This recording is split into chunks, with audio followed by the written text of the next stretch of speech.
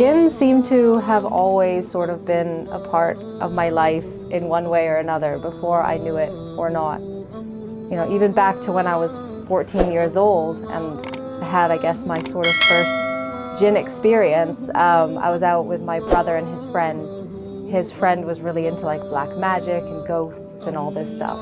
And he's like, let's go to this place called like Spirit Corner or something like that.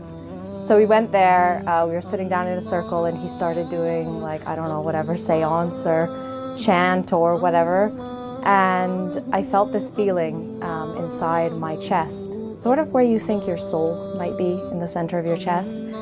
And it really scared me, but I didn't say anything, I just kept quiet. And he looked straight at me and said, you need to leave. And I'm like, why? But I knew why, I could feel it. And he's like, something here doesn't like you, just leave, run. So I got up and I ran like as fast as I could away from there and straight back home. I never really thought about this again until almost a decade later. My revert story started back when I was about 21 years old and I was living in Malaysia. I had just moved into a new house and my best friend was over from Canada helping me move in. So we decided to have like a housewarming party, invite some friends over, have a barbecue, and we had all the doors open. Typical Malaysian houses, they'll have like the wooden swinging door and the glass sliding door at the front of the house. I'd taken my friends upstairs to see the house, see the rooms upstairs, and as we came out of one of the bedrooms, I heard a bang and I heard my dog bark downstairs. So I went downstairs and I saw my best friend and she just looked absolutely terrified. She was like pale white and just staring at the glass sliding door at the front of the house. And I asked her what had happened and she said my dog was walking towards the door and the glass door just slammed shut right in front of the dog. So, you know, logically, scientifically, that shouldn't happen. The wooden door would close if it was wind or something like that, but the glass door shouldn't do that. So we got kind of freaked out, locked up the house and just like went out and sort of forgot that it had ever happened. My best friend left, I was living in that house, and over the next couple of months, between sort of like February and March, things kept happening in the house, but I kept making excuses for them. So I would come home and something I had left over there was now over there. I'd just tell myself like, I forgot, I moved it. Or I'd hear something drop in my room and I'd look around and nothing had dropped, nothing had moved. So I thought maybe it's just the neighbor and I would just ignore it. And then one night I couldn't ignore what was happening. I came home, it was quite late, like 11 or 12 o'clock at night. I went to my bedroom, I put my dog in her bedroom, and I started to get ready for bed. I looked outside, sort of at the crack of my door, and I saw that the hallway light was still on outside. So I went outside to turn it off, and when I went outside, I felt that feeling that I had told you about in the beginning, when it happened to me when I was 14. Exact same feeling. The minute I felt it, I remembered that time. I couldn't see anything. I couldn't really hear anything, maybe something like white noise, which sounds like a bit like a fan, but very faint. And I felt this feeling, but I could feel like where this feeling was coming from, like the energy, where it was coming from. And I got really scared, so I just shut my door and I locked my door. And as I turned around to go to my bed, something hit the door so hard behind me. The whole door shook. And I just got terrified. My heart fell on the floor. I didn't know what to do because I couldn't see it. I couldn't fight it. I couldn't do anything.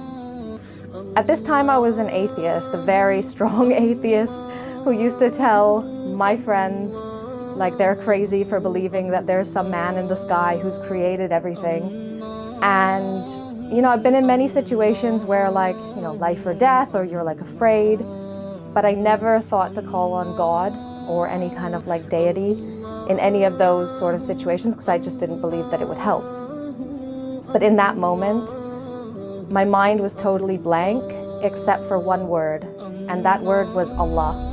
So against like sort of my normal reaction, I asked God, I asked Allah to help me.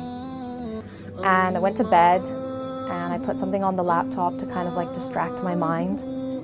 and I fell asleep so quickly, like abnormally quick for me. And I remember that night it rained so much. It like purified everything around me. And when I woke up, I sat on my bed and I made what would be my first dua. And I asked, well, first of all, I said, Allah, thank you if that was you who helped me and protected me from anything further last night. And if you want me to be Muslim, if you want me on this path, then you have to guide me, because nobody has been able to convince me that you exist before now. After that, I felt very interested in learning about Islam. I started asking the Muslims that I knew about the religion, about why they prayed, what they were afraid from, what does Allah want from us. And I started to beta test Islam in my life. Over the next few months, Allah started to prepare me to become Muslim, because my lifestyle was not Islamic at all before that. And I had a lot of things to change to get to a point where I can call myself a good Muslim, inshallah. So like I quit drinking, and I started to practice like implementing patience, for example, when I feel impatient, when I feel irritated, maybe in a traffic jam.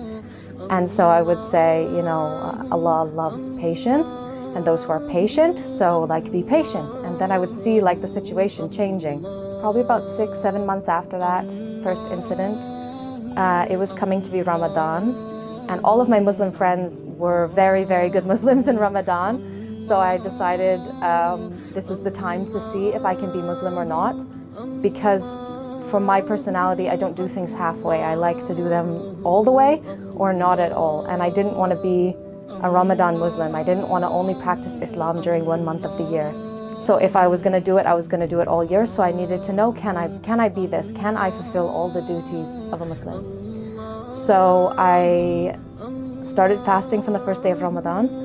I read a chapter or a juz of the Quran every day. I put on a hijab during that month.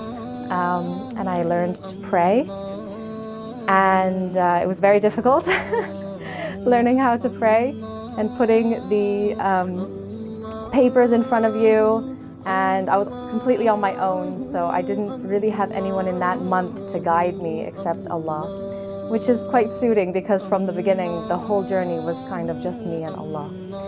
And so it was coming to be the middle of Ramadan, and I'd been fasting the whole month, and I'd been praying the whole month and reading the Quran. You know, I was about 15 juz in, and I kept reading about myself, you know, the blind and the deaf who are exposed to the truth. They know it's the truth, but their arrogance turns them away. And it was one night at Isha prayer, I thought to myself, if I died tonight, I'm not going to Jannah. I'm one of these people that Allah keeps warning us about. So I Googled, how do you say your Shahada in English? And I sat there on my prayer mat after Isha prayer, and I said my Shahada between me and Allah.